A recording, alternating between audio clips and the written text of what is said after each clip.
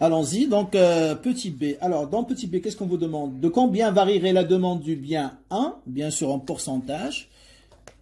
Combien varierait la demande du bien 1, toujours, en pourcentage. Donc, je cherche delta x1 sur x1.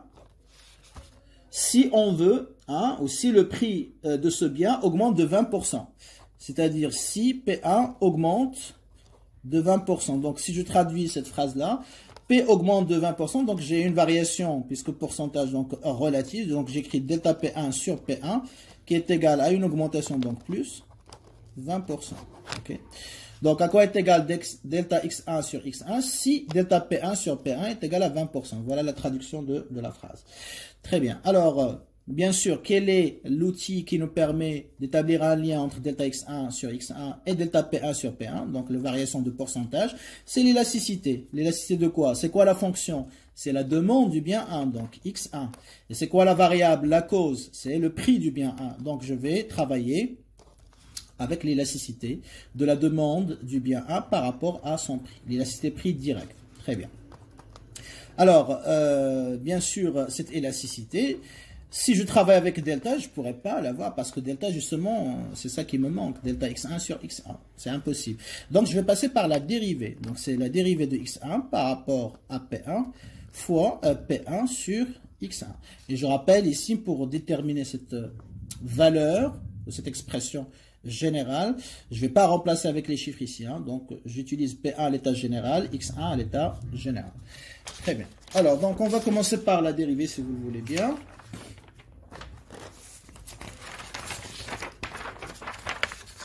Alors, on va travailler sur une autre feuille nouvelle. Donc, dérivée de x1 par rapport à P1. Donc, c'est la dérivée, on a dit, de R moins P1, toujours la même expression, de P1, prime par rapport à P1. Alors, ici, donc, j'essaie de voir comment je peux simplifier, d'accord, pour rendre la dérivée plus simple, ok.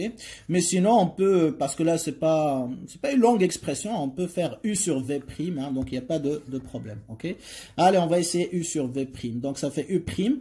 Donc, ça fait R moins P1 prime par rapport à P1 fois 2P1 moins, d'accord, R moins P1 fois 2P1 prime, n'est-ce pas, toujours par rapport à P1. Et bien sûr, sur 2P1, le tout au carré. Donc, ça, c'est voilà, c'est la dérivée U sur V. Donc, vous connaissez la règle. Alors, la dérivée de R moins P1 par rapport à P1 est égale à quoi? Ça, c'est 0. Il reste moins 1. Donc, ça fait moins 2P1, n'est-ce pas? Ensuite, la dérivée de 2P1, ici, par rapport à P1, c'est 2. Donc, je mets 2 ici, voilà. Et il me reste R multiplié par R moins P1 sur 4P1 au carré. OK? Donc, j'essaie de développer ça pour simplifier. Donc, ça fait moins de P1, moins de R, plus 2P1 sur 4P1 au carré. Toujours.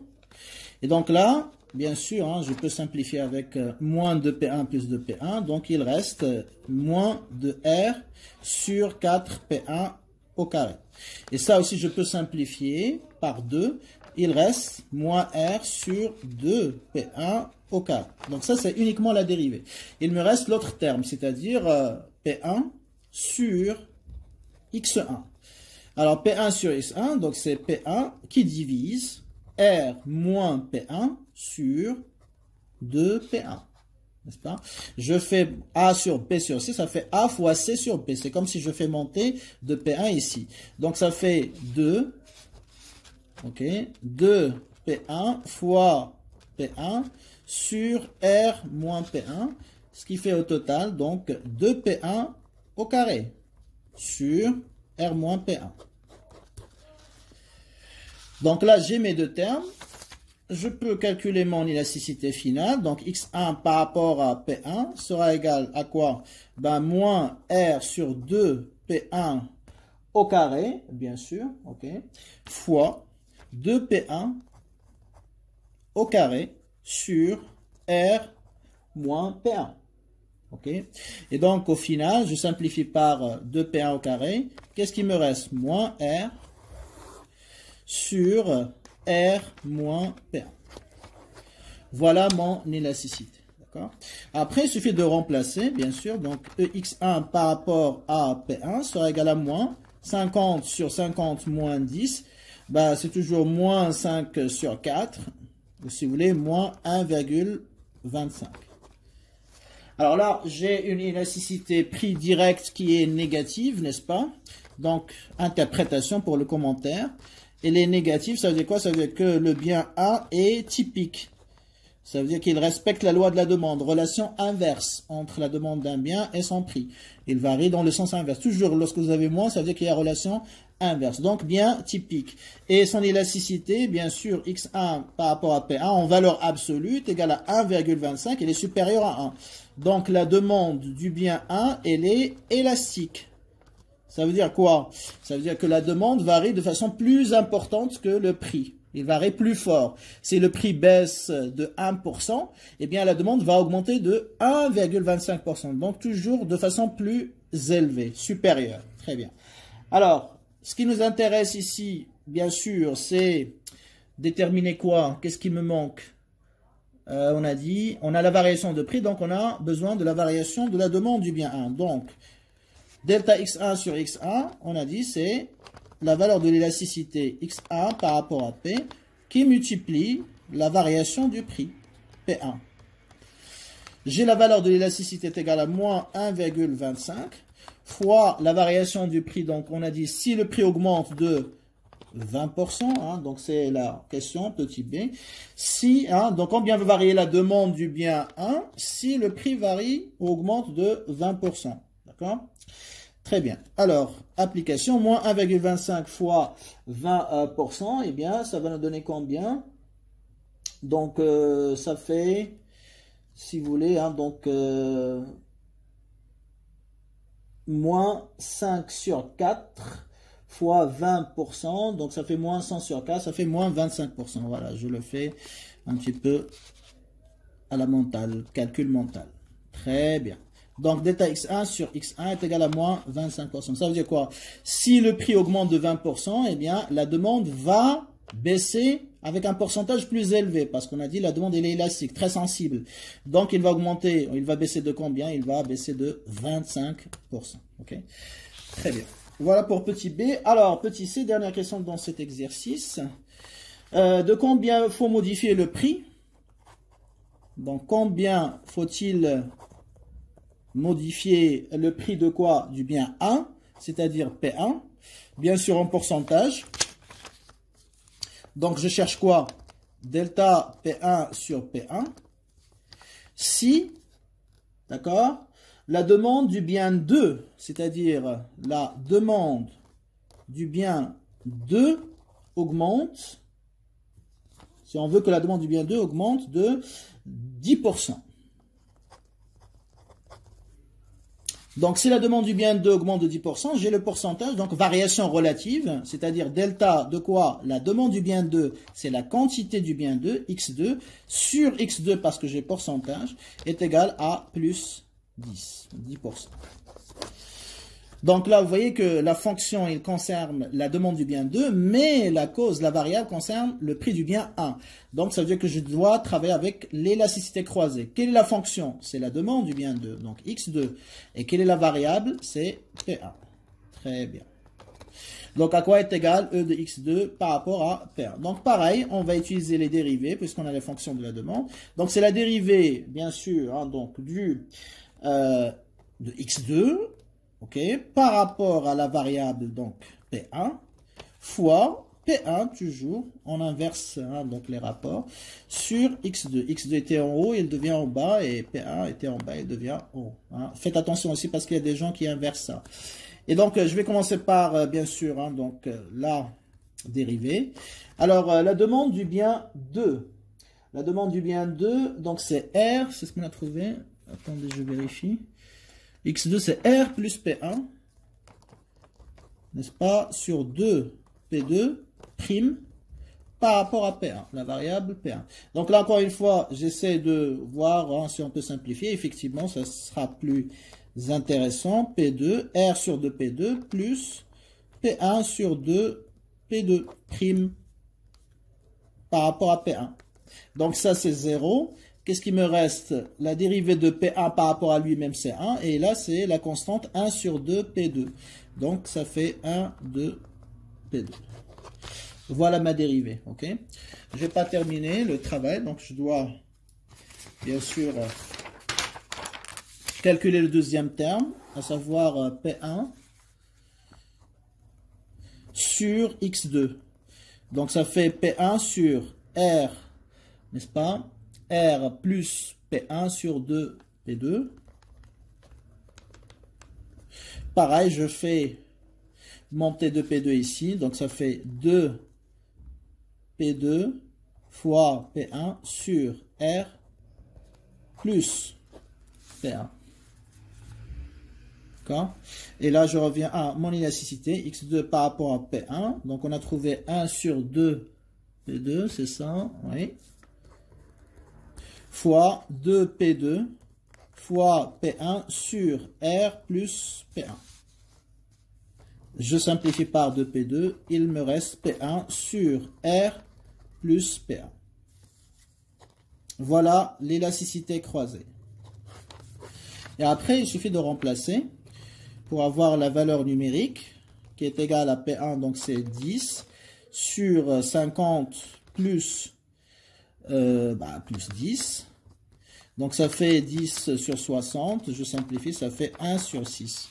Et je garde comme ça, c'est pas la peine d'utiliser les virgules, ça n'a aucun intérêt. Donc 1 sur 6, regardez toujours les fractions. Alors, interprétation, donc on a une élasticité X2 par rapport à P1 qui est positive. Ça veut dire que X1 et X2 sont substituables. Voilà ce qu'on peut dire. Ok, substituables. C'est-à-dire que je peux remplacer le bien 1 par le bien 2. Alors maintenant, pour répondre à la question, de combien doit être modifié le prix du bien 1? Donc delta P1 sur P1. Donc je sais que X2 par rapport à P1 est égal à quoi? Delta X2 sur X2 sur delta P1 sur P1, n'est-ce pas? Alors pour avoir delta P1 sur P1, pourcentage, on va diviser delta X2, la variation de la demande du bien 2, sur l'élasticité X2 par rapport à P1. Application. Donc on a pour la variation de X, qu'est-ce qu'on dit dans les données? C'est une augmentation de 10%. D'accord? Donc plus.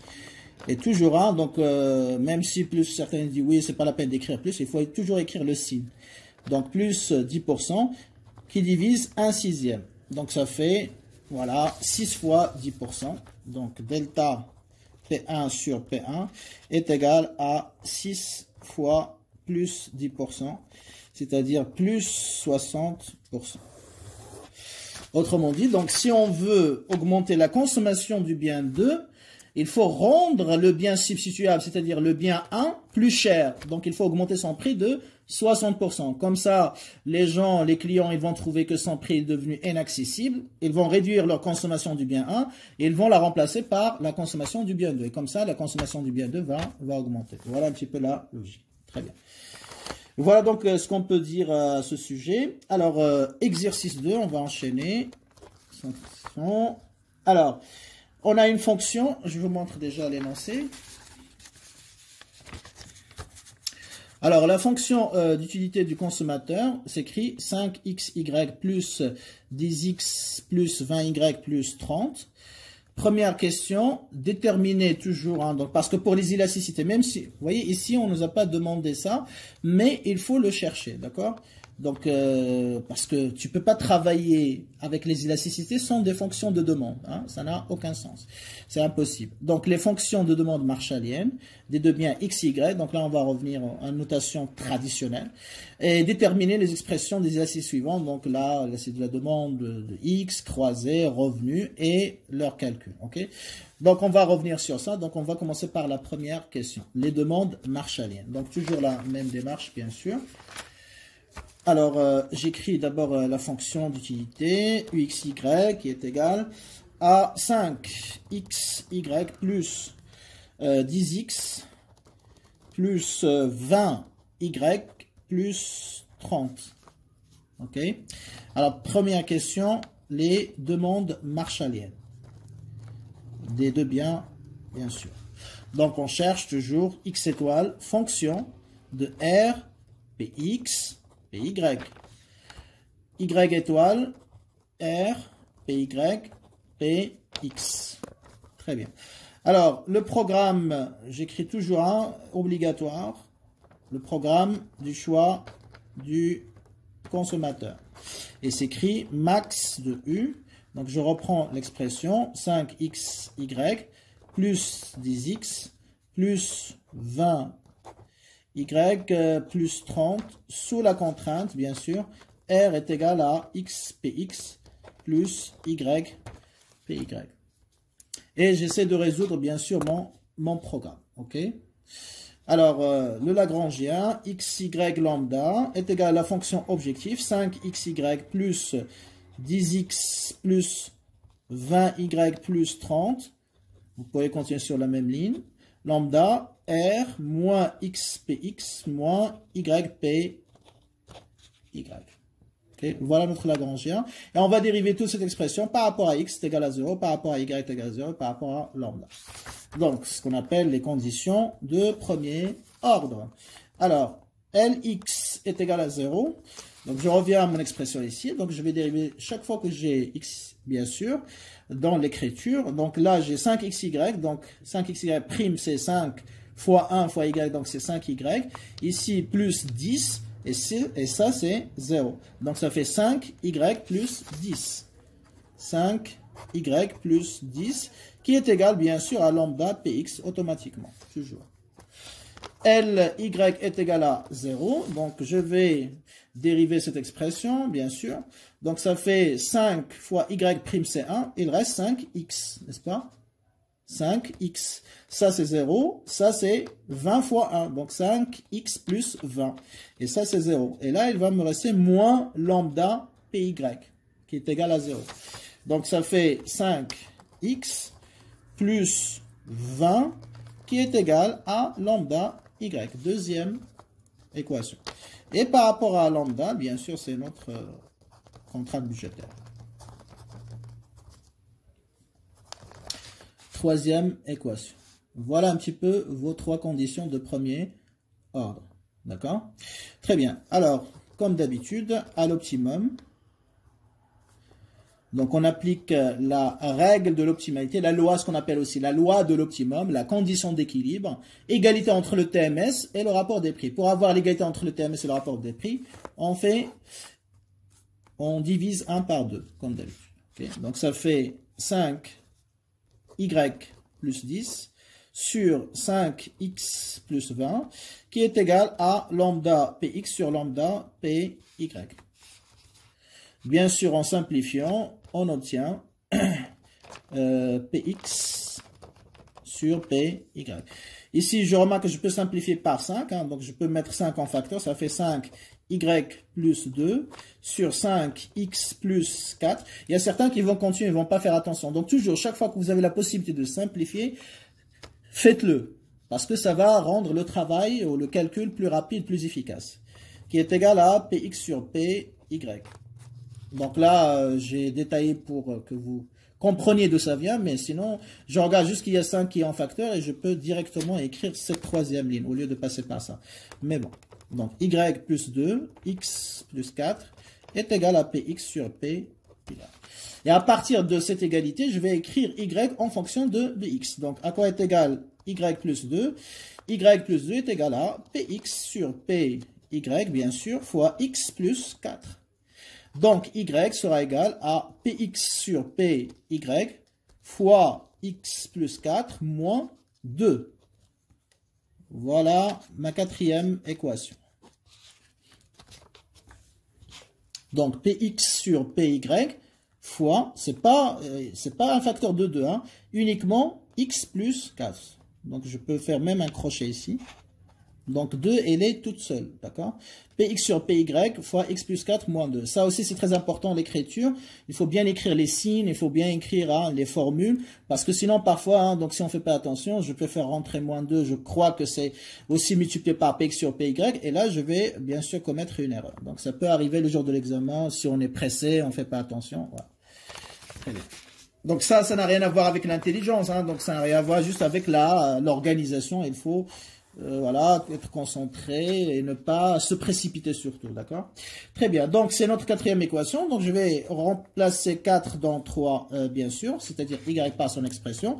J'ai r qui est égal à x px plus py facteur, qu'est-ce qu'on a trouvé donc? Px sur py facteur de x plus 4, n'est-ce pas? Moins 2. Voilà, je remplace x par son expression. Donc ça fait px sur py fois x plus 4 moins 2. D'accord? Très bien. Alors, qu'est-ce que je fais après? Bien sûr, j'essaie de rendre mon calcul plus pratique. Donc la première des choses, je dois me débarrasser de py. Et pour cela, je dois avoir py ici en dénominateur commun. Pour moins 2 aussi. Donc je vais uniformiser le dénominateur à l'intérieur ici. Donc ça fait xpx plus py facteur de px, x plus 4, moins, donc je divise un py fois 1 fois 2, donc ça fait moins 2 py, bien sûr, sur py. Voilà. Comme ça, j'ai une seule expression à l'intérieur. Donc là, c'est plus facile de simplifier. Donc il me reste xpx. Après, je développe ce qui est intérieur ici des parenthèses. Donc px fois x, ça fait x px plus 4 px moins 2 py. Okay. Alors moi, ce qui m'intéresse, c'est de trouver x, l'expression de x. Donc ça, je vais le faire passer de l'autre côté, du côté de r. Donc ça va faire, ou ça va se dépasser avec le signe inverse. Donc ce qui est positif, ça va devenir négatif. Ce qui est négatif, ça va devenir positif. Donc ça fait r moins 4px. Positif devient négatif. Et ça, négatif, ça devient positif. Moins 2 ou plus 2py est égal xpx plus xpx, c'est 2xpx. Je cherche x étoile, donc ce sera égal à cette expression qui divise 2 fois px, c'est-à-dire r moins 4px plus 2py sur 2px. Voilà ma demande marshallienne du bien x. Vous voyez qu'il dépend de r, le prix du bien x et le prix du bien y. Très bien. Alors, je remplace 5 dans 4. OK. Alors, y étoile, on a dit, est égal à px sur p, y facteur de x plus 4 moins 2. Et je rajoute étoile parce que je cherche la quantité ou l'expression optimale de y. Donc, je remplace px sur py, cette expression-là. Voilà, on va mettre les crochets.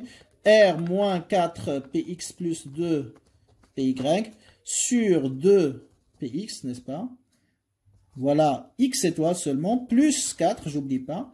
Et après, je ferme la parenthèse, hein, parce que c'est px, py facteur uniquement de x étoile plus 4, et je mets moins 2 ici.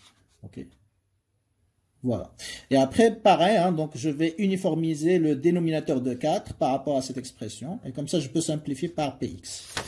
Allons-y. Donc, y étoile sera égal à px sur py facteur de r moins 4px plus 2py. Alors, si j'ai 2px, donc ça fait plus 8px, n'est-ce pas? OK. Plus 8px sur le tout sur 2px, bien sûr. Et je mets moins 2. J'espère que c'est visible pour vous. OK. Voilà, c'est bon. Alors là, je peux simplifier par px ici. OK. Donc, qu'est-ce qui reste? 2 fois py en bas. 2 py en haut. Donc, je vais simplifier. J'ai r, ça ne change pas. 4px moins 4px plus 8px. Je regroupe les px entre eux. Ça fait plus 4px. Et là, il va me rester 2py. sur 2py moins 2, bien sûr. Là, encore une fois, je vais uniformiser le dénominateur de 2. Donc, ça fait R plus 4px. Donc, ça fait 2py sur 2py, ça fait 1 fois ça, ça ne change pas. Vous connaissez la règle. Et là, j'ai 2py sur 1, ça fait 2py fois moins 2, ça fait moins 4py. Le tout sur 2py, bien sûr. Et là, bien sûr, hein, donc je peux encore simplifier. Y étoile, ce sera égal à R. Plus 4px ne change pas. Et 2py moins 4py, ça fait moins 2py. Sur 2py. Ça, c'est pas moins, hein, donc c'est égal. Ok. Et donc, l'expression finale, c'est R plus 4px moins 2py, sur 2py, la demande marshallienne du bien Y. Pareil, dépend de R, px et py. Très bien, voilà pour la première question. Alors, deuxième question, on vous dit, voilà, si vous voulez petit a ou premier tiré, calculez l'expression de l'élasticité prix direct de la demande de X.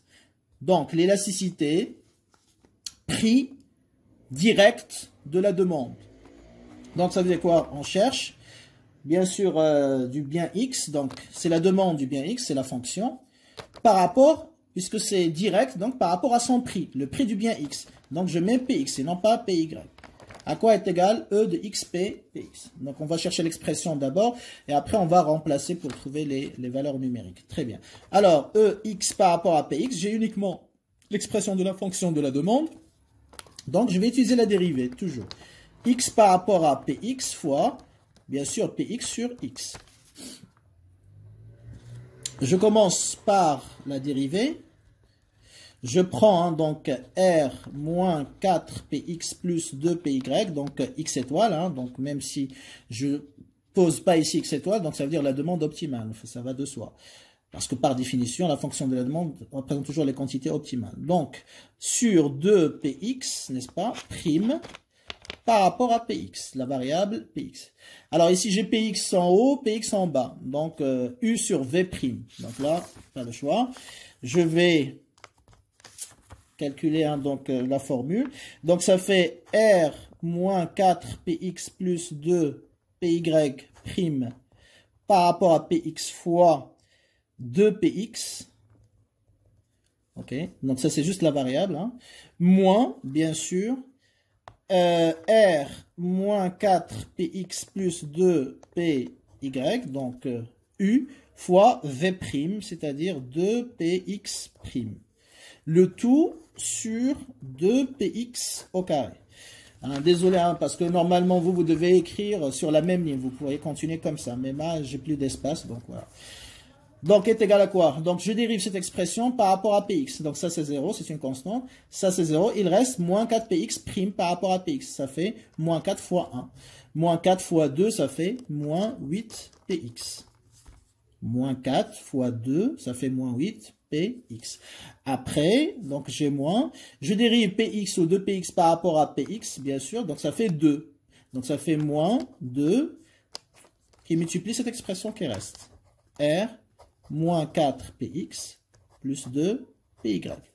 Le tout, bien sûr, sur 4px au carré. Très bien, je continue. Donc je vais développer ce qui est à l'intérieur pour simplifier. Moins px moins 2r, moins 2 fois moins k, ça fait plus 8px, et moins 4py. Le tout sur 4px au carré. Okay. Donc là, je peux éliminer, bien sûr, hein, donc px. Qu'est-ce qui me reste? Moins 2r, moins 4py sur 4px au carré. Et là, je peux encore simplifier parce que j'ai 2 en facteur. Donc, ça fait, ok, je peux mettre moins ici. Donc, ici, ça fait 2 facteurs de R plus 2py, n'est-ce pas? Et là, je peux mettre 2 fois 2px au carré. Je simplifie. Donc, il me reste, bien sûr, moins, j'oublie pas, R plus 2py sur 2px au carré.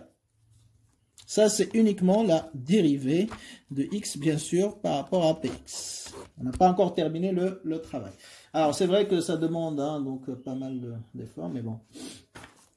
C'est pas non plus donc compliqué, ok. Alors donc on a notre dérivée r moins r plus 2py sur 2px au carré. Après donc il y a le deuxième terme à calculer. On va terminer cette deuxième vidéo sur ça. Alors on a quoi donc x ou px sur x, n'est-ce pas? Ça fait px qui divise bien sûr. Qu'est-ce qu'on a dans l'expression de x étoile? On a r, n'est-ce pas, moins 4px plus 2py sur 2px. Voilà. Toujours le même principe, hein, donc je fais monter 2px ici. Donc ça fait 2px fois px sur r moins 4px plus 2py. Ça me fait 2px au carré, bien sûr, sur r moins 4px plus 2py.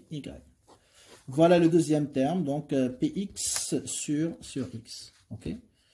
Très bien. Alors, je reviens à mon élasticité. Donc, px1 par rapport, pardon, juste x. Allez.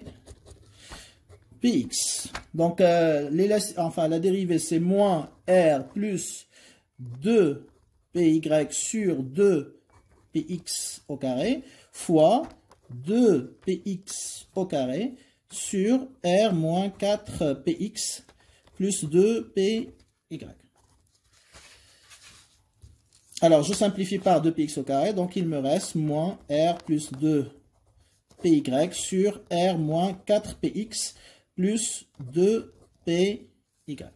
Voilà donc l'expression finale de mon élasticité. D'accord? Donc, bien sûr, l'élasticité prix, hein, donc direct, moins r plus 2py sur r moins 4px plus 2py. Donc, je vais arrêter là parce que je suis à 31 minutes. Donc, on va continuer dans la troisième partie.